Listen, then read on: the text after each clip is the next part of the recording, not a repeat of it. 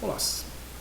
Prosseguindo então, para aproximar um modelo da equação de Butler-Volmer, entender o surgimento também desse modelo, a expressão desse modelo, nós chegamos a uma conclusão de que há a possibilidade de você relacionar o fluxo de elétrons à energia, no caso a energia de Gibbs. Isso é feito no estado de transição das espécies, que são os momentos em que ocorrem, vamos exagerar um pouquinho aqui, mas os momentos em que ocorre o tunelamento eletrônico mesmo, próximo à interface eletrodo-solução na camada interna, no plano interno de Helmholtz, e que nós temos variações de quantidades do estado de transição das espécies químicas.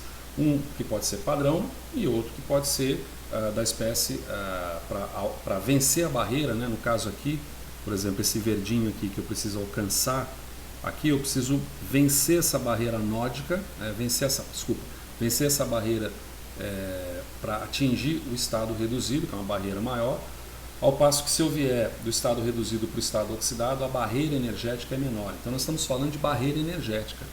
Quando está em equilíbrio, há uma simetria muito grande. Quando está fora do equilíbrio, perde-se essa simetria. Então a gente está tentando ver agora como que ficaria esse fluxo, que é na verdade descontado fora do equilíbrio como sendo a corrente catódica menos anódica. Eu não vou, da outra vez eu tirei esse quadro, e aí eu não vou tirar dessa vez não, para a gente recuperar alguma informação ali. Então para isso a gente, meu Deusinho, quase que a gente perde o quadro. Vamos colocar um nomezinho aqui, como por exemplo, tinha um, beleza, vamos colocar 2. Deu? Não deu. Deu. E a gente já exporta, porque quando exporta para PDF fica mais fácil para passar para vocês, inclusive. Vamos abrir então agora um outro, que nós vamos ter aqui como sendo esse bonitinho aqui. Mais um quadro 3 se não me engano, né? Isso, quadro 3 se não me engano. Mas a gente não perde de vista o outro quadro, ou a gente perdeu de vista o outro quadro. A gente acaba de perder de vista o outro quadro, mas não precisa fazer isso. É o 2? É o 2, aqui, ó. Tá, beleza, está aqui o nosso outro quadro. A gente não perde de vista. E mantém esse daqui, tá bem? Pois bem, e dá uma olhada no horário também. Então a gente está falando de equação de Butler-Volmer novamente, esse é o terceira... agora já foi, vai. Eu ia fazer a abreviação, mas tudo bem. Equação de Butler-Volmer. Cada vez vai ter escrito de um jeito, né? Paciência. Certo? Então aqui a gente tem como sendo o quadro 3. E vamos dividir novamente também aqui, ó. Eita. Divide para cá também. Eita. Bonitinho. E a gente chegou à seguinte conclusão. Nós já chegamos a várias conclusões, né? Uma das conclusões que nós chegamos é a seguinte conclusão, que nós temos um K, lembra disso? Qualquer, que ele pode ser definido aqui como F vezes A vezes uma espécie química qualquer aqui, XI, vezes nada, isso aqui é um J. Isso aqui é um J, um JI. Vamos fazer a mesma confusão de novo. Vezes um JI, vezes um determinado KI aqui, né? A gente, um KI aqui qualquer. Não é isso? Acho que é isso. Ó. Vamos ver se é isso mesmo. Vamos ver. Aqui, ó. J igual a KI F XI. Então, beleza. É isso aqui que a gente definiu. Né? F. Não tinha um F lá ou não tinha um F? Agora está na dúvida se tinha FA XI. F. Não, nós colocamos um A aí. Está errado. Tá certíssimo. Porque esse A aqui não existe. Então a gente tem essa definição aqui, ó. Beleza? Vou apagar isso aqui, vou apagar isso aqui também, ó. Assim, ó. Um J vai ser igual a F, FK, XI, aí também não importa como que você vai colocar, tá? E a gente definiu também que KI pode ser representado aqui na nossa situação como sendo um A vezes E, não é isso? Elevado a menos delta G do estado transicional daquela espécie lá sobre RT. Então a gente definiu isso também. Melhor conferir, né? Vai que eu estou falando aqui e a gente não definiu nada disso. A gente não definiu mais ou menos, né? Definimos aqui, né? Tá vendo? Então o K vai ser dessa espécie aqui, então vai ser o E, e aqui eu vou conseguir computar essa outra expressão aqui. Não é isso? Então a gente está ligando um ao outro, né? Então você tem, pois bem, esse ΔG vai ser isso, então você vai ter essa coisa aqui relacionada e você vai ter então aquela... Engraçado, aqui a gente acabou não prolongando para a relação de A, mas ela está clara, né? Que você tem esse A aqui que multiplica esse Kzinho aqui, né? Então talvez valesse... Não vou colocar lá, vou deixar, não está errado, está só a sequência que não está muito legal.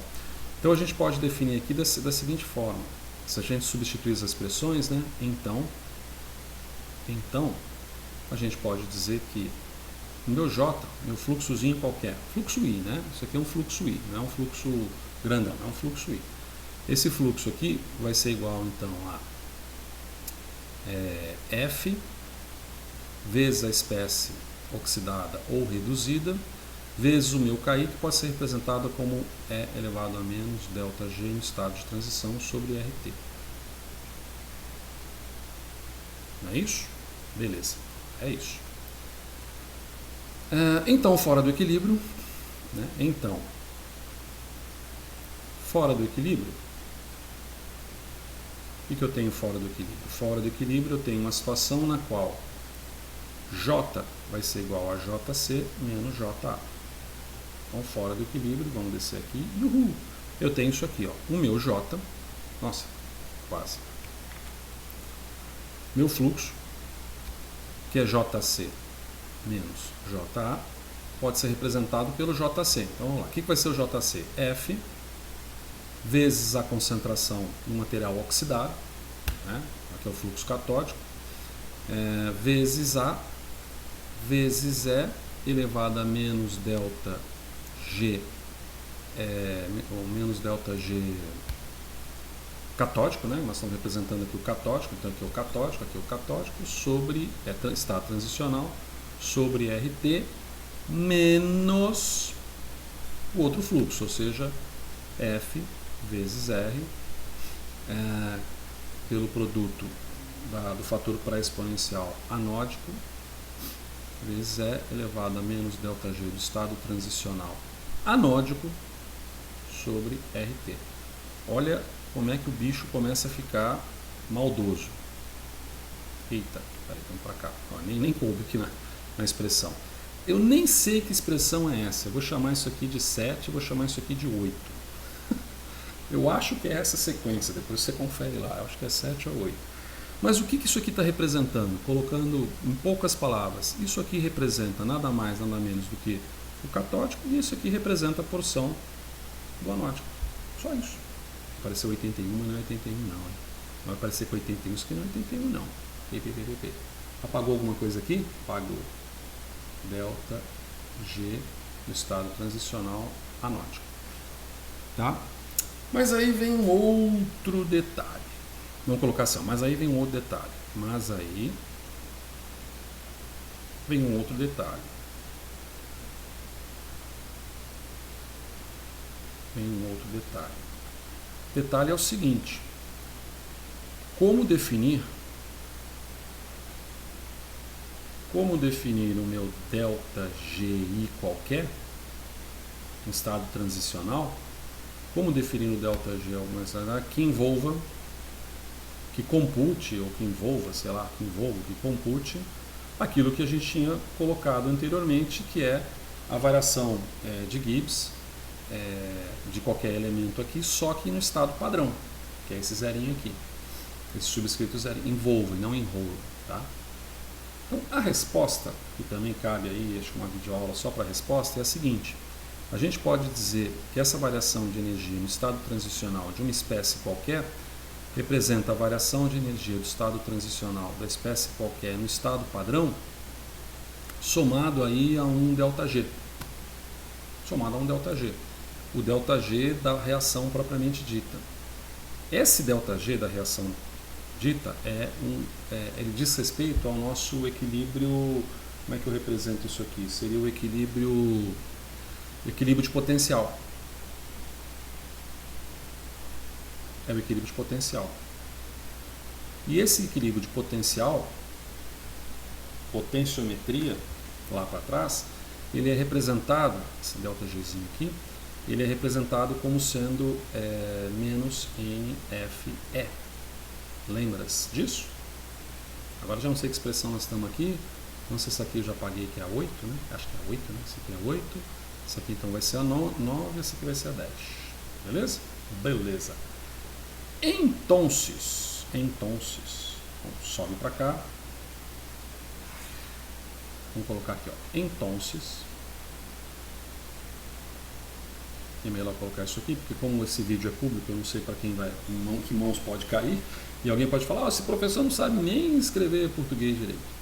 Então, entonces, a gente pode dizer o seguinte, que aquele nossa variação de energia de Gibbs qualquer no estado de transição, ela pode ser representada pela variação de energia de Gibbs no estado padrão, no estado de transição, mas padrão, menos, aí a gente colocou um menos ali, né?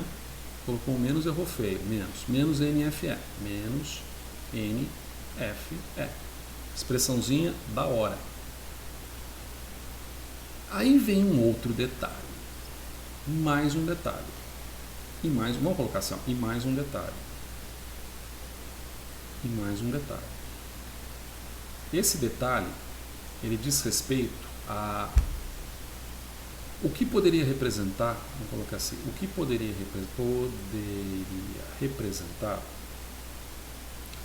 representar num diagrama energético, diagrama de energia, melhor, no diagrama de energia, a assimetria, ou seja, a fuga ao equilíbrio, vamos colocar desse jeito, fuga ao equilíbrio, tá certo? O que poderia representar? E chegou-se à conclusão, e aí vai mais uma videoaula para chegar a essa conclusão, que isso poderia ser representado por um parâmetro de simetria. Então essa assimetria poderia ser representada por um parâmetro, na verdade, de simetria. Beleza? Esse parâmetro de simetria, ele estaria relacionado ao parâmetro de simetria da barreira energética.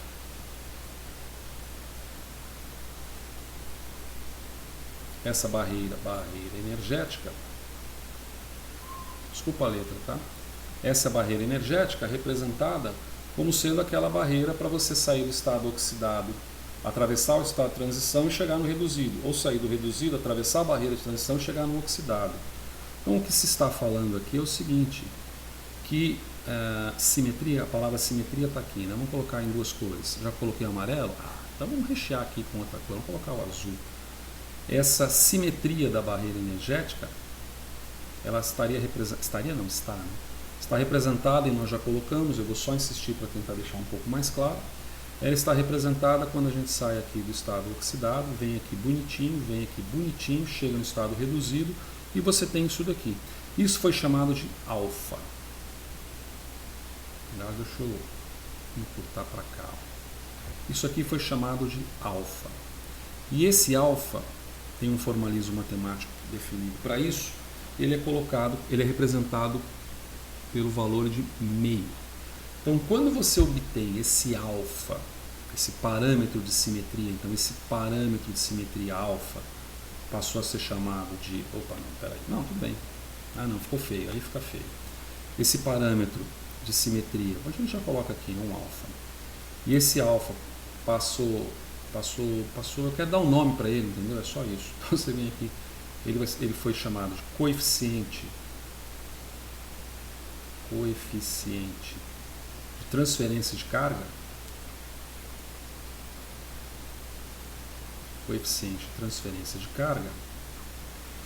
ele permitiria, em princípio, atribuir esse padrão de simetria, ou esse parâmetro de simetria, ele nos permitiria informar algo a respeito do diagrama energético quando eu estou fora do equilíbrio. Tá? Então, se eu estou fora do equilíbrio, vamos colocar uma outra corzinha, seria alguma coisa assim, ó. Estando fora do equilíbrio, eu poderia então ter aqui a reação, aqui eu tenho meu Gzinho, vamos dizer que eu comece aqui com O, aí eu venho com esse O até aqui, e de repente ele vem para cá, aqui nesse Rzinho, tá certo? Esse daqui nos indica em quê? Nos indica que a estrutura estável é a estrutura... Puxa, vamos colocar isso aqui de outro jeitinho, né? Isso significa que isso representa a estrutura da espécie reduzida.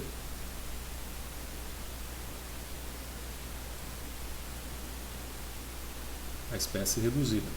O que é diferente, portanto, vou colocar o sinal de diferença aqui mais claro, que é diferente, portanto, de uma situação na qual eu tenho caminho de reação vindo para cá, mesma coisinha, tá?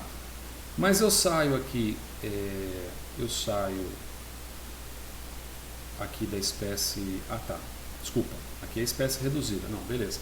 Eu faço o contrário, então aqui eu saio, por exemplo, da espécie oxidada, venho para cá e venho para cá, que eu tenho espécie reduzida. Então veja que aqui a estrutura é da espécie oxidada.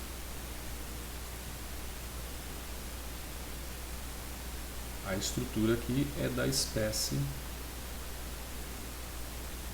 oxidada. Então, em relação a isso, eu posso ter um alfa. Então, esse aqui eu posso dizer que esse cara aqui é o alfa, mas eu posso muito bem dizer que esse aqui eu posso atribuir um parâmetro de simetria, que eu vou chamar lá do alfa catódico, por exemplo, alfa C. E esse aqui eu posso atribuir também um alfa A anódico, tá? Por exemplo.